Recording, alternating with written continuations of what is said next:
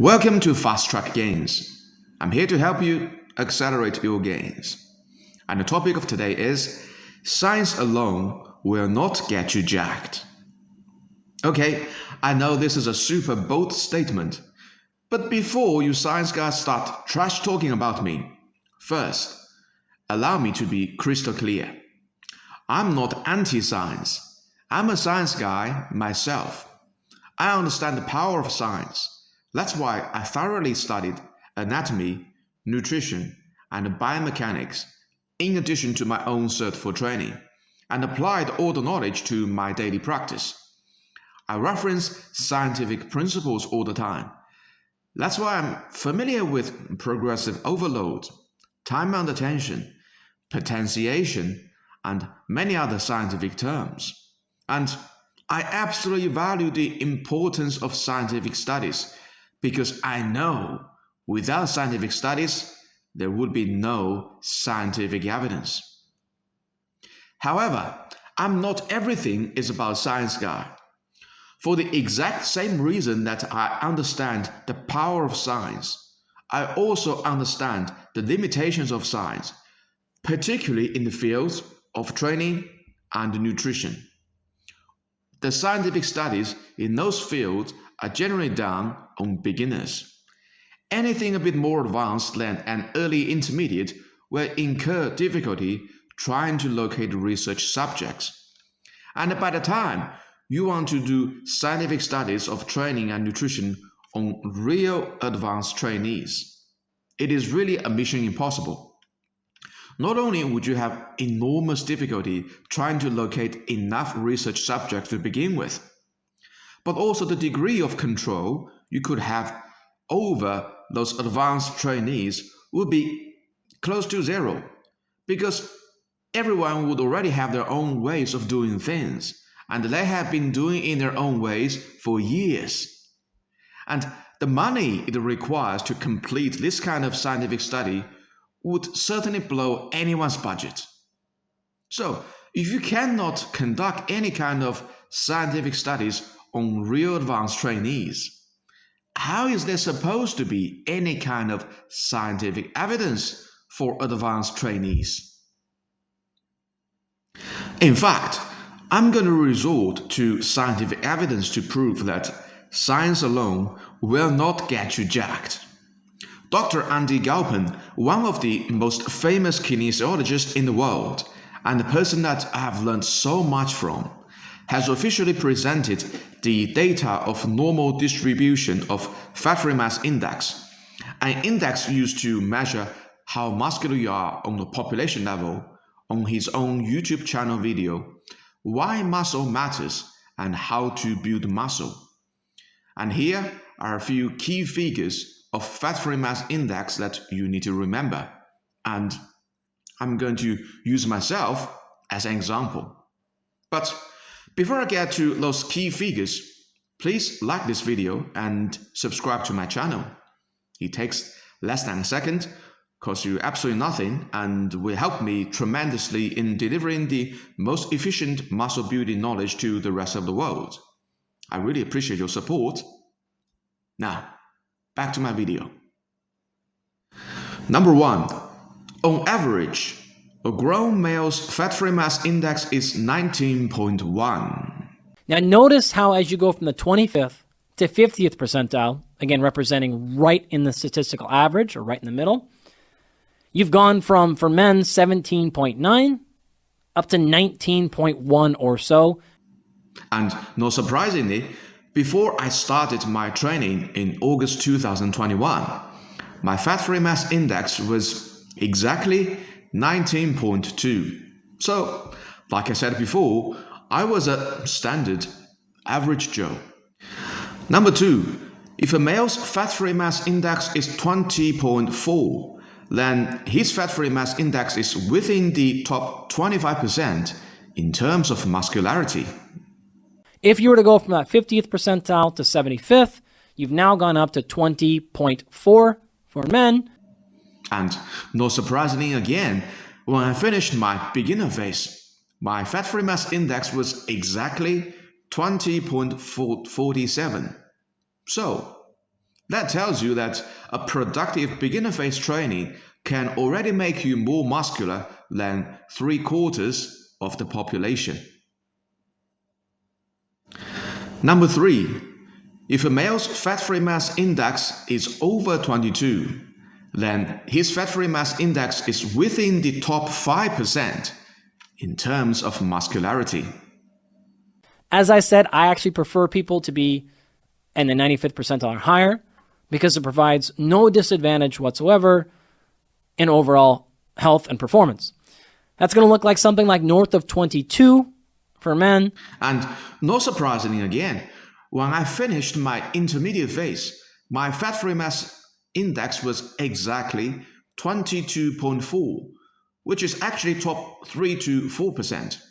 So that's the reason why I coined this term, generic ceiling height, because fat-free mass index 22 to 23 is almost the best result an average person could wish to achieve after a decade of somewhat serious training. Number 4. If a male's fat-free mass index is 22.83, the higher end of the generic ceiling height, then his fat-free mass index is within the top 2%. And if a male's fat-free mass index is 23.5, notice this one is above the generic ceiling height, then his fat-free mass index is within the top 1% in terms of muscularity. To give you a little bit of scoring context here, if you're at 23.5, remember 25 is the established limit, what we think to be natural. Arnold was at 28 with extensive steroid use. If you're at 23.5, for most men, this is going to put you in the 99th percentile. So already puts you in a phenomenal position. That's truly impressive, and if you have reached this fat-free mass index, then you are truly 1 in 100.